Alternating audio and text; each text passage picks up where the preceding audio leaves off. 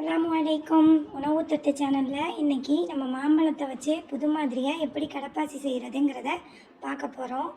மாம்பழ season start ஆகிருக்கு. இந்த மாதிரி செஞ்சு அசத்தலாம். வாங்க வீடியோக்குள்ளே. இதுக்கு தேவையான பொருட்கள் 10 கிராம் கடப்பாசி. 2 போர்ஷனாக செய்கிறதுனால நான் 2 சுகர் போர்ஷன் எடுத்திருக்கேன். 100 கிராம் ஒன்று, 150 கிராம் ஒன்று, வெண்ணிலா எசன்ஸ், 1/2 லிட்டர் பால், 2 பெரிய சைஸ் மேங்கோ, அதை பல்பாக்கி எடுத்துகிட்டு வந்திருக்கேன். தண்ணி. கடப்பாசியை நம்ம நல்லா ஊற வச்சு கழுவி எடுத்துகிட்டு வந்துடலாம்.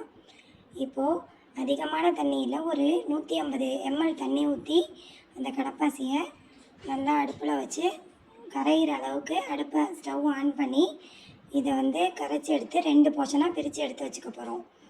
2 போர்ஷனாக நம்ம கடப்பாசி செய்யணுங்கிறதுக்காக இதை நீங்கள் அதை எடுத்து வச்ச போர்ஷனும் சூடு ஆறாத அளவுக்கு பார்த்துங்க.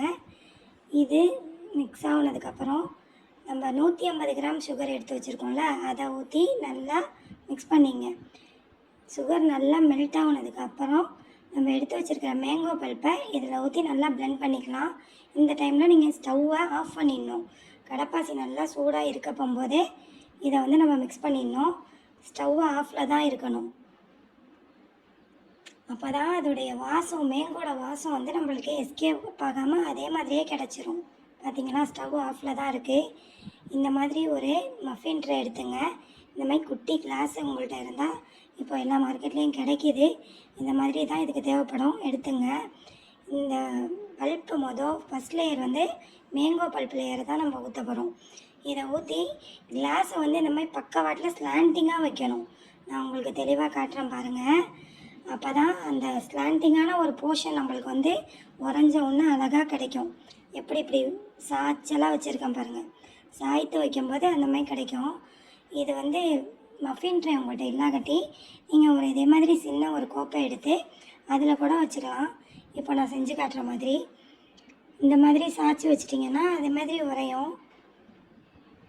இந்த மாதிரி பெரிய கிளாஸ்லேயும் வேணாலும் வச்சுக்கலாம். அதுக்கு பெரிய கோப்பை எடுத்துக்கணும்.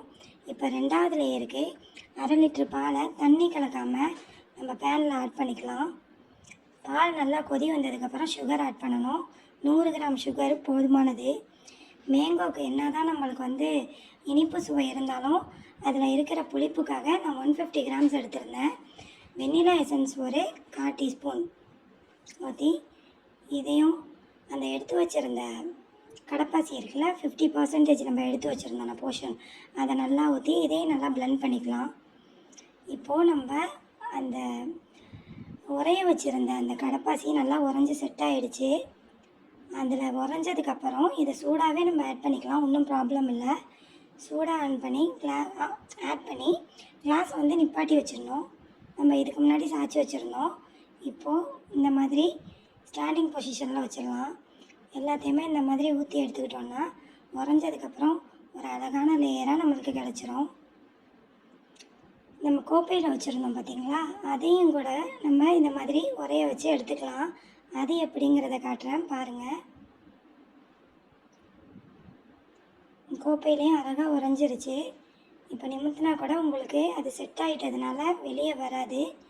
இதில் நீங்கள் அந்த மில்கை போர்ஷனை ஆட் பண்ணி இதையும் அதே மாதிரி நீங்கள் உரைச்சி எடுத்துக்கலாம். அதுவும் 2 லேயராக உங்களுக்கு அழகாக கிடச்சிரும். நம்மள்ட்ட மீதம் இருக்கிறது உறைஞ்சது போக மீதம் இருக்கிற அந்த 2 போர்ஷன் ஜெல்லியையும் ஒன்றா மிக்ஸ் பண்ணி கூட நீங்கள் ஒரு ட்ரேயில் ஊற்றி வச்சு செட் ஆனதுக்கப்புறம் சர்வ் பண்ணலாம். இதுவும் நல்ல ஃப்ளேவர்டாக டேஸ்ட்டாக இருக்கும். மில்க் போர்ஷனில் வெண்ணிலா எசன்ஸ் ஆட் பண்ணிக்கிறதுனால 2க்குமே காம்பினேஷன் சூப்பராக இருக்கும். இந்த மாதிரி ஒரு ட்ரேயில் நீங்கள் ஊற்றி வச்சு அது உறைஞ்சதுக்கப்புறம் நீங்கள் சர்வ் பண்ணலாம். சூப்பரான நம்ம மேங்கோ ஜெல்லி ரெடி ஆகிடுச்சு. ட்ரை பண்ணி பாருங்கள்.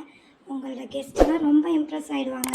இந்த மாதிரி மேங்கோ புடிங் நம்ம வித்தியாசமாக செஞ்சு கொடுக்க போகும்போது எங்கள் சேனலை புதுசாக பார்க்குறவங்க சப்ஸ்கிரைப் பண்ணுங்கள். அஸ்ஸலாமு அலைக்கும்.